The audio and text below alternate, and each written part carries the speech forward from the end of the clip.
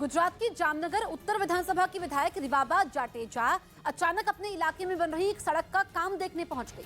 उन्हें सड़क बनाने में गड़बड़ी की शिकायत मिली, जिसके बाद वो जांच के इरादे से अचानक वहां पहुंच गई, जिससे ठेकेदार के होश उड़ गए।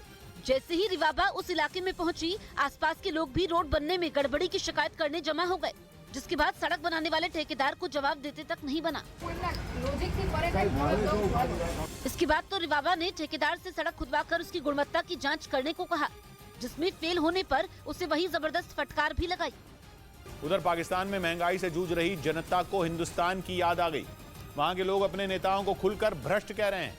यही नहीं, लोगों ने यह तक कहा कि पाकिस्तान की कमान पड़ोसी देशों के हाथ में दे दी जाए, क्योंकि पाकिस्तान के नेताओं को सियासत से फुर्सत ही नहीं है। वो बर्बाद पाकिस्तान की हालत सुधारने पर नहीं, बल्कि अपनी सियासी रोटियां सेकने में व्यस्त हैं। कोई एटम बम की धमकी देकर मदद मांगने की सलाह देता है, तो कोई पिछली सरकारों की गलतियों का पुलिंदा लेकर खड़ा हो जाता है।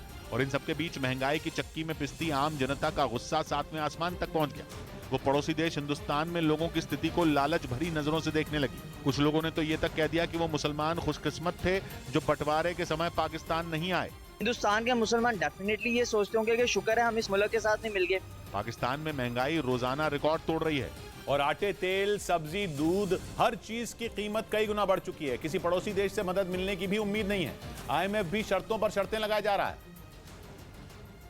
क्योंकि उसे पता है कि पाकिस्तान का खजाना खाली है और उसके पास लोन वापस करने का कोई रास्ता नहीं है। यानी पाकिस्तान की जनता के एक तरफ कुआं है और दूसरी तरफ खाई। नतीजा ये हुआ कि पाकिस्तान के लोग खाना कम खा रहे हैं, नेताओं को कोस ज्यादा रहे हैं। गुस्से में उनके मुंह से नेताओं के लिए गालियां तक निकल रही हैं। इतने सियासतदान इन सबको होनी चाहिए, कोई दूर से धुला नहीं है, सारे करप्ट है।